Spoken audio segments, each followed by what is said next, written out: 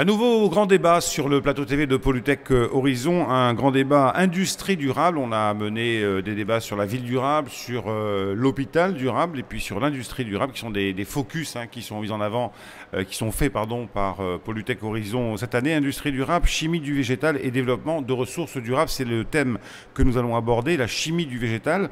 J'ai à mes côtés pour en parler Joël Barraud, qui est directeur de recherche au CNRS. Juste à ma gauche se trouve Jean-Marc Pujol, qui est responsable innovation Europe de Solvay. À ma droite, il y a Christophe Rubdalem, qui est le président de l'ACDV et qui représente la société Roquette. Et puis, juste à côté de lui, il y a Jean-Pierre Dalpemont, qui représente la Fédération française des sciences de la chimie. Alors, chimie du végétal, chimie verte. D'abord, peut-être un point avec vous, Monsieur Barraud, un point de contextualisation sur ce qu'on appelle la chimie du végétal, la chimie verte en général, qui n'est pas nouvelle, mais qui correspond forcément à l'époque que nous vivons. Bien. Bonjour. Bonjour. La chimie du végétal est un des principes de la chimie verte. La chimie verte, au sens anglo-saxon du terme, couvre tous les domaines de la chimie. Donc, il faut faire attention, quand on parle de chimie verte, elle n'est pas spécialement dédiée à la chimie du végétal. La chimie du végétal est connue depuis longtemps. Elle était connue avant la pétrochimie, comme on disait tout à l'heure. Et on la redécouvre un peu aujourd'hui en raison du développement des travaux qui sont faits pour la valorisation de matières premières d'origine renouvelable. On les appelle comme ça aussi. Donc, depuis les chocs pétroliers, on a redéveloppé cette chimie du végétal. Depuis 10-15 ans, il y a eu un essor beaucoup plus important de la transformation et de l'utilisation de ces ressources naturelles renouvelables. Et sur le plan scientifique, on a dégagé 3 ou 4 lignes d'action qui sont nécessaires pour bien valoriser la plante entière. On parle de valorisation de plante entière, c'est important, de façon à avoir la transformation et l'utilisation de cette plante et à éviter tous les rejets. Tout ce qui ne pourra pas être utilisé, par exemple, pour la formation de produits, molécules et matériaux, on le remettra dans le pool énergie. On peut voir une bioraffinerie un peu comme de cette façon-là. Il y a des utilités qui nécessitent de l'énergie, donc il y aura une fuite vers la partie énergie. Par contre, en ce qui concerne les matières nobles, donc pour les transformer, il y a une grande étape qui est nécessaire, c'est ce qu'on appelle le désassemblage des matières premières naturelles. Alors je parle là des gisements les plus importants, c'est-à-dire les lignocelluloses, ou en anglais les carbohydrates. Il faut savoir qu'il y a les huiles végétales, qui sont connues depuis longtemps, mais quand on regarde le pool matières premières renouvelables, les huiles végétales, c'est 5-10% de ce qui est produit au monde par le végétal. Donc il faut s'adresser à un pôle beaucoup plus large qui évite la compétition entre l'alimentaire et le non alimentaire, d'ailleurs. Et donc on s'intéresse à la partie lignocellulose. C'est la partie la plus difficile quand on regarde les gisements. Donc désassemblage sélectif des lignocelluloses, c'est-à-dire fractionnement en lignine, cellulose, hémicellulose. Et il faut trouver des procédés respectueux de l'environnement, économes, et qui produisent des coupes sélectives en lignine, cellulose, hémicellulose, qu'on va ensuite exploiter pour produire des molécules plateformes qui vont être utilisées par les industriels. Donc première étape, désassemblage sélectif, ça va demander un couplage de ce qu'on appelle la catalyse, de ce qu'on appelle le procédé physico-chimique, de ce qu'on appelle les milieux non conventionnels.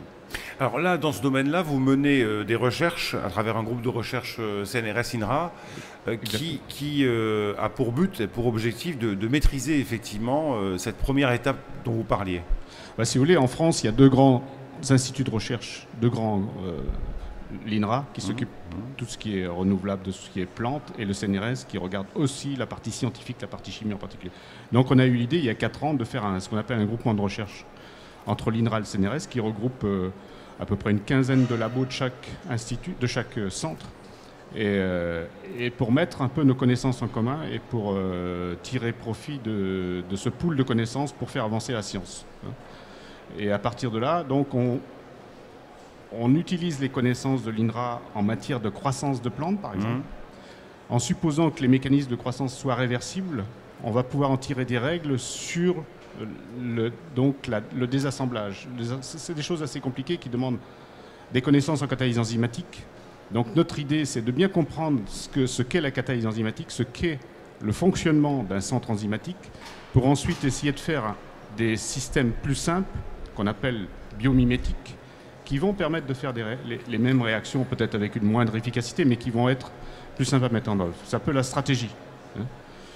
Ça s'accompagne, comme je disais tout à l'heure, de développement de nouveaux procédés, et ça s'accompagne bien sûr d'une collaboration avec les gens qui font du procédé, parce qu'on a besoin aussi dans ce domaine-là d'associer le procédé, parce que par exemple, si on fait de la catalyse enzymatique, on a quand même pas autant de recul que quand on fait de la pétrochimie.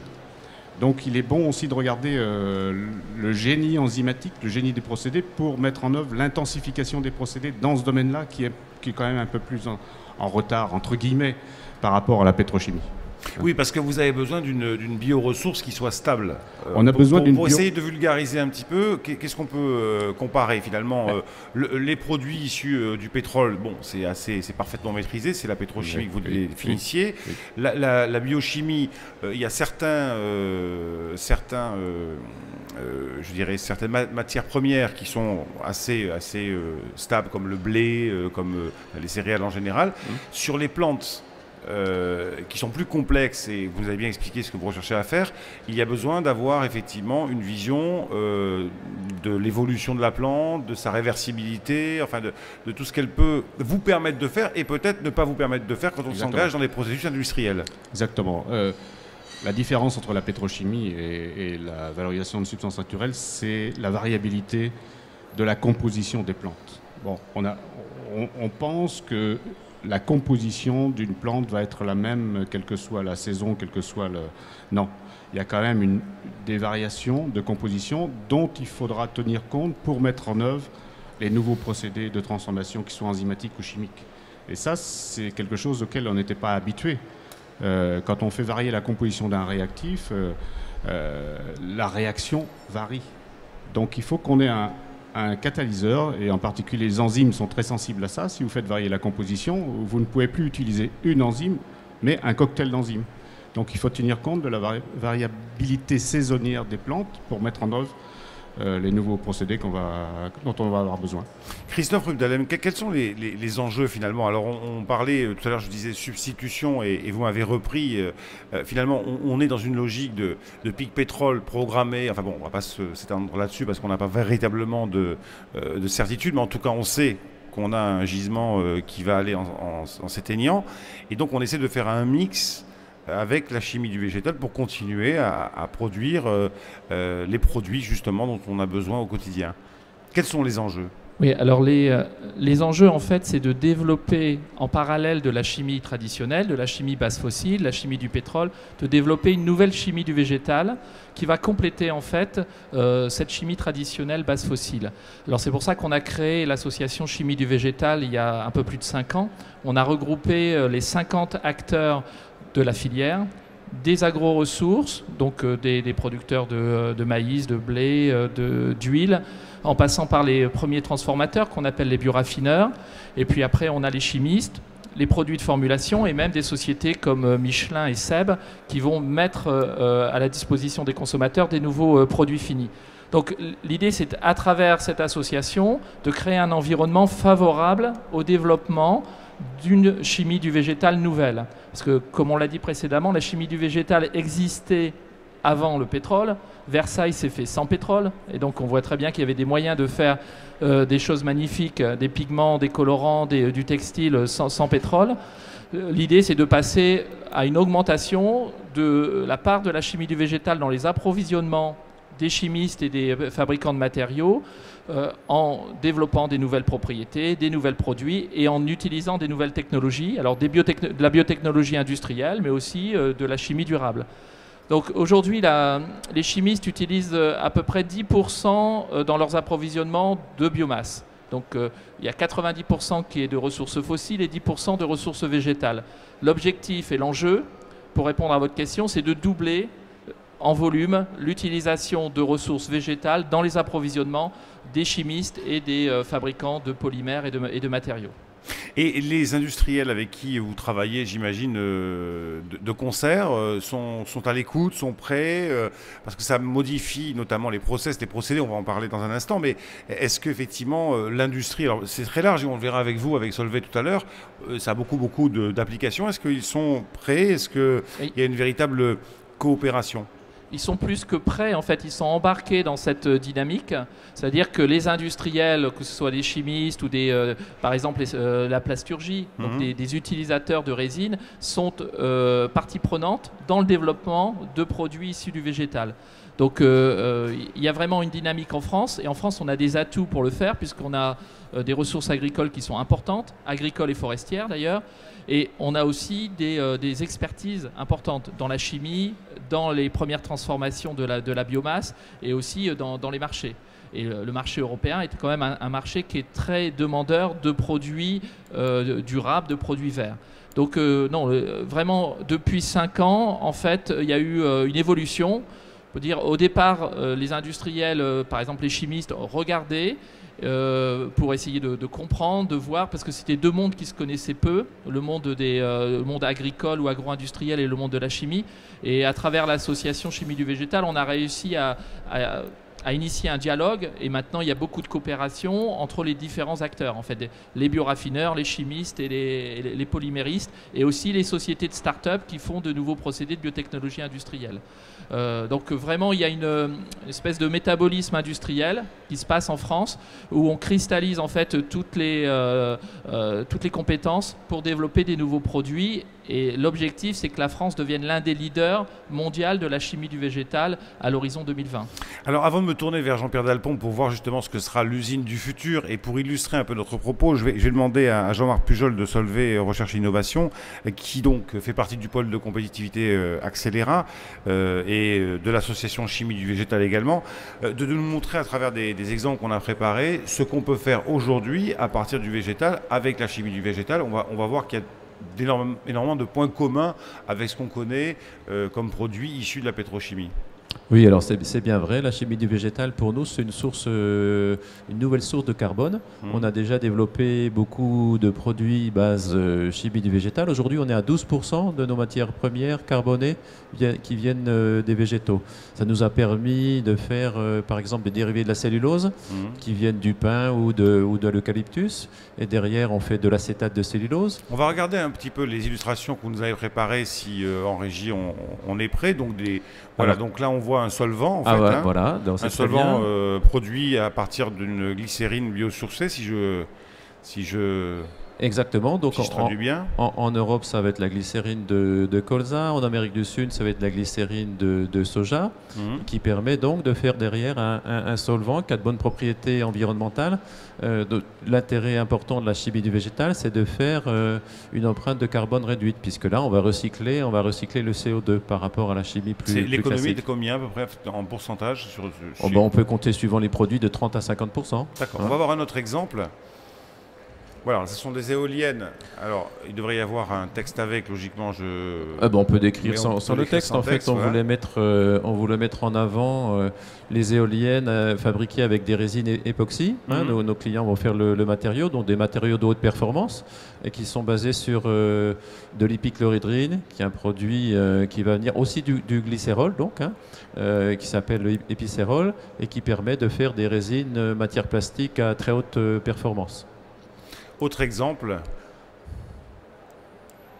à moins qu'on ait un petit problème en régie, mais voilà, donc là on est effectivement dans la cosmétologie. Cosmétologie, oui. On peut illustrer la cosmétologie en disant que c'est un marché effectivement qui est demandeur au niveau des produits qui viennent des plantes. Et ce qu'on a réussi à sortir dans les dernières années, c'est du guar qui est un épaississant extrêmement puissant. Le guar, c'est un haricot qui vient petit haricot qui pousse en Inde et au Pakistan. On peut extraire un polymère, on peut mettre un gramme dans un litre d'eau, on peut plus le verser l'eau.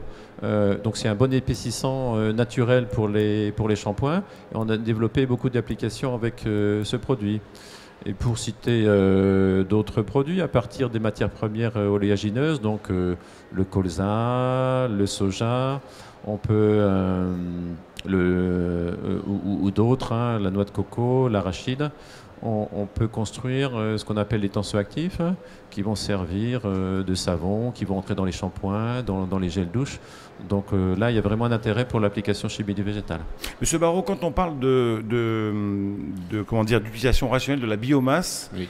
on parle éventuellement particulièrement du végétal, mais aussi de coproduits. D'activités industrielles qui peuvent aussi servir de base à la chimie du végétal. On parle de quoi exactement? Vous en avez eu un, là, le glycérol qui est le coproduit de la transestérification des huiles qui va faire les agrocarburants de première génération, deuxième génération, le diester. Le glycérol est un coproduit, le glycérol va donc servir à faire des tensioactifs et on travaille sur l'aspect fondamental de ces transformations. Vous avez toujours dans le domaine des huiles alors des coproduits ou des produits minoritaires qui sont extrêmement peu importants. Les esters, les phytostérols par exemple, des composés comme ça qu'on va transformer en matière active pour la pharmacie. Ça, on a fait des hypocholestérolémiants par exemple.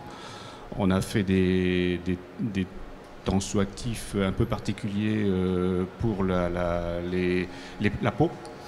Ça, c'est des produits minoritaires, on appelle dans les huiles.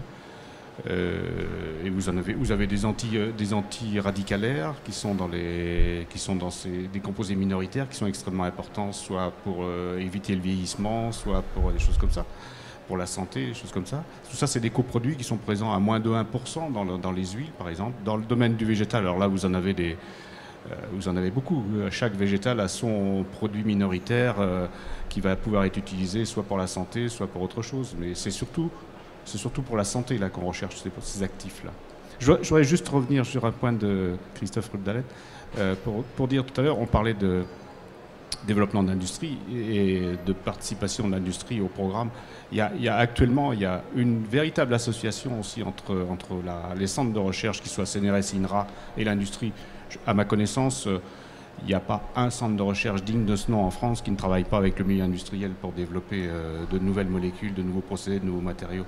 Et ça, c'est un changement aussi important d'attitude. On marche ensemble pour produire, comme disait M. Rubdalen, pour produire une chimie du végétal, pas leader mondial, mais enfin, on a la prétention d'être dans les leaders. Je voulais simplement citer des exemples en fait, de coopération. Bon, il y a les instituts d'excellence en énergie décarbonée, les IEED. Donc, c'est des instituts, un peu des partenariats publics-privés entre des industriels et des scientifiques sur des thématiques précises. Donc, il y a dans le Nord, par exemple, l'Institut français des matériaux agrosourcés, l'IFMAS. À Lyon, il y a IDIL. Il y a Pivert aussi au niveau des huiles à Compiègne. Donc, il s'est créé en fait des partenariats publics-privés pour développer des nouveaux matériaux, des nouveaux lubrifiants, des nouvelles résines. Donc, il y a vraiment en fait une symbiose entre le monde scientifique et le monde industriel pour développer ensemble des nouvelles solutions biosourcées. Alors, sur l'aspect produit et coproduit, je voulais juste dire un mot. En fait, dans une bioraffinerie, vous arrivez avec une biomasse qui est complexe. Et donc, l'objectif, en fait, c'est d'avoir une utilisation optimale de tous les composants de cette biomasse. Et en fait, quand on prend par exemple la bioraffinerie base céréales, base maïs ou blé, on va développer, donc dans le grain, vous avez 2 tiers d'amidon et 1 tiers de protéines et de fibres. Donc les 2 tiers d'amidon, l'amidon va aller dans des applications alimentaires et dans des applications industrielles, par exemple pour la chimie du papier, ou les cols ou les tensioactifs. Et l'autre partie va aller pour, quand c'est de la protéine de blé, ça va aller principalement dans la nutrition animale, pour le pain, et quand c'est le maïs, plutôt dans la nutrition humaine pour le blé et la nutrition animale pour le maïs. Donc, vous voyez, quand on va développer en fait des applications dans l'amidon pour des nouveaux matériaux, par exemple, on va aussi développer des débouchés pour les protéines. Donc, ça va nous permettre aussi de nous affranchir des importations importantes de protéines. Donc, il y a en fait une synergie entre les différents débouchés au sein d'une bioraffinerie. Alors justement, je voudrais voir avec M. Dalpont, qui représente la Fédération française des sciences de la chimie, mais aussi la Société française de génie des procédés, à quoi ressemblera finalement, ou à quoi ressemble, si elle existe, je ne sais pas, cette usine du futur, cette bioraffinerie, enfin bon, bioraffinerie, puis après on peut aller vers effectivement la transformation. À quoi ressembleront ces nouvelles usines ? Ces nouvelles usines, je dirais, vont déjà partir des concepts qui ont été développés ces dernières décennies. Le concept d'abord d'industrialisation qui part de recherche pour aller vers un outil industriel qui fabrique aujourd'hui des produits, comme ont dit mes collègues, des produits à valeur d'usage. C'est donc le concept d'industrialisation qui a pris sa forme dans les années 60, surtout aux États-Unis, avec le management de projet. Donc tout ça, c'est dans le monde entier, puisque vu la globalisation, tout ça aujourd'hui, c'est de l'acquis. Entre, je dirais, études de faisabilité, process engineering, industrie de base, industrie de réalisation, ingénierie, tout ça, c'est bien. L'usine, je dirais, l'usine du futur, l'usine du demain, suivant tous les noms qu'on lui donne. D'abord, le concept, il faut bien voir qu'il est venu pour un moment respecter l'environnement. Et surtout, je dirais, dans un sens plus large, donc respecter le concept du développement durable. Développement durable, je dirais que très simplement, moi j'utilise toujours les 3 P, People, Profit, Planet. Alors je ne sais pas lequel d'être le premier, je pense que c'est quand même le Profit, parce qu'il n'y a pas d'usine sans Profit. Oui, c'est déjà ça. Donc, planète, c'est l'environnement. Et puis, people, c'est bien entendu la société, je dirais, les stakeholders, au sens plus large, donc les parties prenantes. Alors, vous me dites l'usine de demain, je dirais donc, aujourd'hui, c'est 2 choses. Faire des usines efficaces, faire tout ce qu'il faut pour réindustrialiser la France, parce qu'on n'en a pas parlé, on est dans une catastrophe annoncée. Enfin, heureusement, je dirais, je pense que le gouvernement aujourd'hui a pris cette conscience, une conscience absolument indispensable, en voyant que la création de richesse se fait avant tout dans les usines. C'est pas nouveau. 1776, la richesse des nations le disait déjà. Donc, la richesse se crée dans les usines. Faire des produits d'usage pour la société, donc je l'ai écrit déjà il y a très longtemps, produire c'est devenu un acte sociétal. Et puis pour répondre à votre question, donc l'usine du futur, je dirais, c'est une usine avec une vision systémique, c'est-à-dire qu'on voit et les tenants, les aboutissants, et les matières premières, les produits finis, l'impact sur l'environnement, et c'est aussi une usine donc qui est dans un environnement conçu dans un environnement économique, dans un environnement social et dans un environnement tout court. Donc, économie en matières premières, économie en énergie, avec l'empreinte carbone la plus faible possible, c'était dit par M. Barrault tout à l'heure et mes collègues, avec dans la mesure du possible des matières premières renouvelables, et donc la chimie du végétal, on est plein dedans. Et puis l'usine du futur, on le précise quand même, c'est pas uniquement dans la cosmétique. Ça peut être la cosmétique, ça peut être l'agroalimentaire, ça peut être tous les secteurs de l'économie. Alors permettez-moi de vous dire, donc le génie des procédés, d'ailleurs, c'est un concept qui a été inventé en France il y a 25 ans. On a fêté le quart de siècle de la société que j'ai l'honneur de présider. Et c'était une extension finalement du génie chimique, qui était basé, qui a démarré il y a un siècle avec les opérations unitaires. C'était essentiellement chimie et pétrole, et qui aujourd'hui, donc, c'était le concept du professeur Villermo de Nancy, de voir que tous ces concepts-là s'appliquent à toutes les transformations, quelles qu'elles soient de la matière, par voie chimique, biologique ou physique. Je voudrais qu'on aborde l'aspect économique des choses, parce que dans les travaux que vous menez, il y a une première étape qui consiste à faire de la recherche, à stabiliser un petit peu les choses.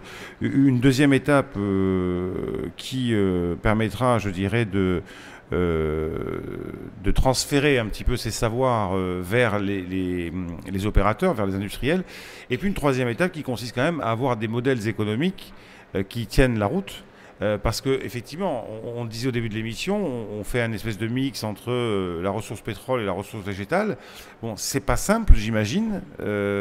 Donc, quelle réalité économique ça contient, et comment justement arriver à passer de recherche à transfert, passer à l'échelle supérieure, création d'entreprises, création de richesses? C'est effectivement pas simple, mais je crois je commencerai par la recherche. La recherche a évolué depuis moins une bonne dizaine d'années. On commence un programme de recherche maintenant, en particulier dans le domaine du végétal, en prenant en compte une partie de l'économie du procédé qui va en résulter. C'est-à-dire qu'on va chercher à concevoir d'abord, à faire une éco-conception du produit, ou de la propriété qu'on cherche. On a une matière première, bon, elle est ce qu'elle est, et on va à partir de cette matière première essayer de trouver un procédé éco-conçu et qui va donner le produit ou la recherché avec le minimum de dépenses. C'est un changement quand même d'état d'esprit par rapport à la recherche d'il y a 20, 30 ans. Donc ça, c'est un point important. Ensuite, la recherche maintenant, M. Rubdalem a cité quelques exemples, et ça est associé souvent à des centres de transfert. C'est-à-dire qu'on a un résultat en laboratoire à l'échelle de la molécule, si vous voulez, à l'échelle du gramme, du milligramme, et on va penser, est-ce que cette affaire est transposable? C'est-à-dire est-ce qu'on va pouvoir produire non pas le gramme, mais le kilo?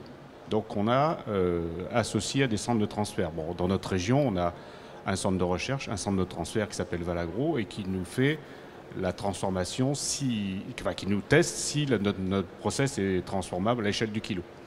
Et si oui, on débouche sur une pépinière d'entreprise.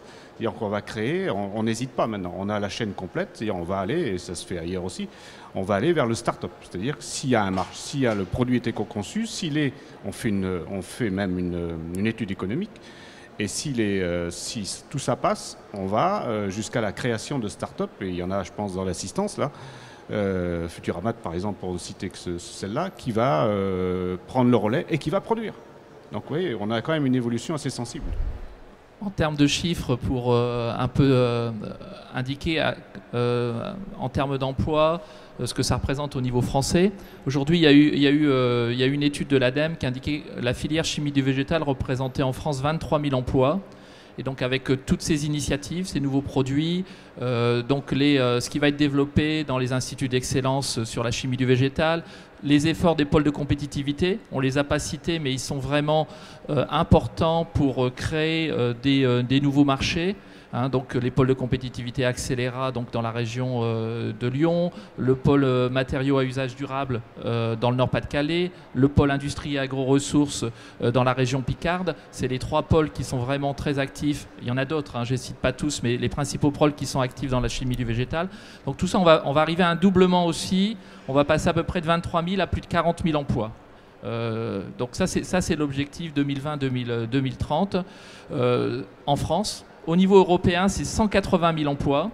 Il est prévu aussi, parce qu'il n'y a pas des initiatives uniquement en France, il y en a aussi en Europe, dans différents pays, et il y a des initiatives par la Commission européenne. Il est prévu aussi d'arriver à 360 000 emplois à l'horizon 2020-2030. On aura une émission juste après vous sur les métiers de la transition écologique. Quel type d'emploi ça va être uniquement des chimistes ou... Non, c'est des emplois tout au long de la chaîne, c'est-à-dire qu'il y a des emplois au niveau des laboratoires, des équipes de recherche. Il y a des emplois aussi pour les unités de démonstration. Parce que ce qui manquait aussi beaucoup, c'est qu'on avait beaucoup de soutien au niveau de l'innovation, de la recherche. Maintenant, on va avoir des soutiens et donc on va pouvoir construire des usines ancrées sur notre territoire à partir de l'innovation développée en France.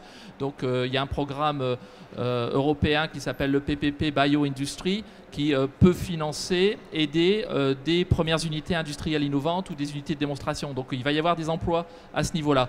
Et des emplois bien sûr dans les usines et tout au long de la chaîne. Et après il y a des emplois qui vont être transverses. On a besoin de compétences pour développer la chimie du végétal, des gens qui sont spécialisés dans les analyses de cycle de vie, dans la toxicologie. Donc il y a des emplois vraiment d'experts qui vont être aussi associés à ces emplois de filière. Monsieur Delpont. Je voudrais rebondir sur votre première question. C'est la vie industrielle.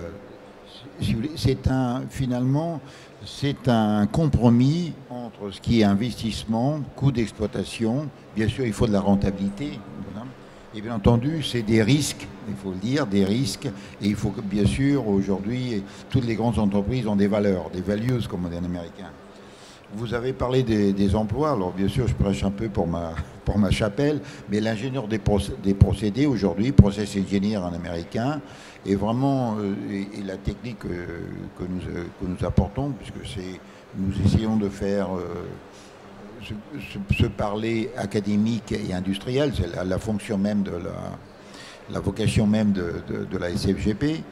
C'est donc l'ingénieur de procédés aujourd'hui, c'est un ingénieur qui est un ingénieur qui va être au pivot entre la recherche et l'industrialisation, comme l'ont dit mes collègues. Donc c'est aujourd'hui vraiment, et le génie procédé, c'est une science d'intégration des normes techniques, comme a dit M. Rubdalem actuellement. Ouais. La variation était absolument énorme, tout ce qui était amené ces dernières 20-30 années. On sent, voilà, quand on vous écoute, on sent effectivement que les conditions sont là pour que cette filière, non pas émerge, parce qu'elle existe, et je vais vous donner la parole, Jean-Marc Pujol, parce qu'effectivement, il y a la recherche, il y a effectivement le transfert. Vous expliquiez qu'en fait, c'est assez rapide avec tout l'environnement biotech qui existe. On arrive assez facilement à finalement faire des études de marché, de faisabilité, et ensuite aller vers le développement économique. Jean-Marc Pujol, parce qu'on n'a pas trop entendu, sur les attentes des consommateurs. Oui, alors on voit bien qu'aujourd'hui, les consommateurs sont fortement intéressés par une chimie qui est perçue comme naturelle, biosourcée, hein, très important dans la cosmétique, mais aussi dans le packaging, dans les emballages, dans les peintures. Et ce qui est intéressant de voir, c'est qu'en France, où il y a des grands industriels des agro-ressources comme Christophe représente Rocket, hein, donc toute la filière de l'amidon et des céréales, mais aussi Sophie Protéol sur les oléagineux. Et puis Tereos sur le sucre. Donc on a en France 3 grands industriels qui ont une vocation et un déploiement mondial. Et ce qu'on a réussi à faire avec l'association Chimie du végétal, avec les pôles de compétitivité, c'était de fédérer les différents acteurs, donc les représentants de la recherche nationale, aussi de très bonne qualité internationale. Le challenge, c'est de fédérer toutes ces compétences pour arriver à développer des produits pour nos marchés au-delà de nos marchés nationaux. Donc développer sur le monde entier avec des ressources, des agro-ressources en France et des compétences en France. Et on se donne des outils comme les instituts d'excellence, comme des outils de fédération, de coopération. Et vraiment, là, si on n'y arrive pas, je pense qu'on doit y arriver. Et on a retrouvé les exemples que je voulais vous montrer, on va les remettre à l'antenne. Effectivement, on en a vu quelques-uns. Voilà, on est sur de la cellulose. Voilà. Un nouveau plastique pour les emballages qui vient de la cellulose, donc qui vient du pin, du sapin, de l'eucalyptus. On va les enchaîner, s'il vous plaît. Voilà. Voilà, donc intéressant aussi, un tensioactif qui vient 100% de matières premières naturelles. La canne à sucre pour faire la partie hydrophile d'un tensioactif, donc celle qui va être bien compatible avec l'eau. Et puis la partie qui aime bien l'huile, donc qui va permettre de nettoyer. Elle vient des noyaux de dattes. Alors là, on a perdu le texte une nouvelle fois, je ne sais pas pourquoi. C'est pas grave. Là, c'était l'illustration d'un détergent qui vient du pain. Et c'est le pain en France. On a beaucoup de pain dans la région des Landes. Ça permet de faire le terpène et de faire des tensioactifs derrière tout à fait efficaces dans le nettoyage. Alors, j'ai une dernière question. Peut-être on pourrait en parler pendant des heures. Une dernière question sur la ressource. Est-ce qu'on peut imaginer qu'on ait des cultures qui soit dédié effectivement à la biochimie à terme, parce que bon, vous allez avoir besoin, j'imagine, de ressources. Alors, il y en a des ressources dans la nature, on a encore un petit peu de temps, encore qu'il faut faire attention. Mais est-ce qu'effectivement, on n'est pas là aussi, parce que on a toujours à l'esprit les substituts du pétrole, en se disant, finalement, on peut cultiver des hectares et des hectares pour arriver à faire marcher des moteurs. Est-ce qu'on ne risque-t-on pas d'aller vers la même problématique pour la chimie du végétal ? Sur les ressources, il faut déjà regarder un peu ce qu'utilise la chimie du végétal.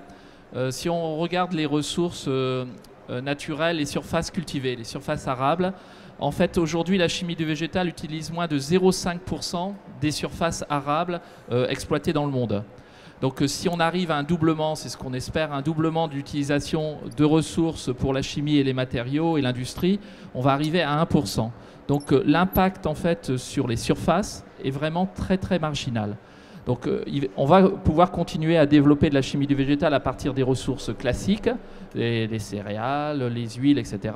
Et en parallèle, on va développer aussi des nouvelles ressources pour élargir le spectre de la biomasse. Donc des lignocelluloses, ça peut être le bois, la paille, les copeaux de bois, aussi des déchets agricoles, hein, ça peut être on parlait de paille de blé, mais on parle aussi de paille de maïs, de bagasse. Donc là, on va pouvoir élargir en fait. Donc il n'y a pas de problème de ressources pour développer la chimie du végétal, et ce développement de la chimie du végétal va se faire vraiment en harmonie avec les autres débouchés classiques, les débouchés alimentaires, les autres débouchés de la biomasse. Merci messieurs d'être venus nous parler de la chimie du végétal et effectivement des applications durables, parce qu'on est dans cette logique. Vous retrouverez bien évidemment cette émission en ligne dans très peu de temps, dans 1 heure, sur la chaîne YouTube du Salon Polytech Horizon. Si le sujet vous intéresse, on fait une petite pause et on se retrouve dans quelques instants ici même. Merci.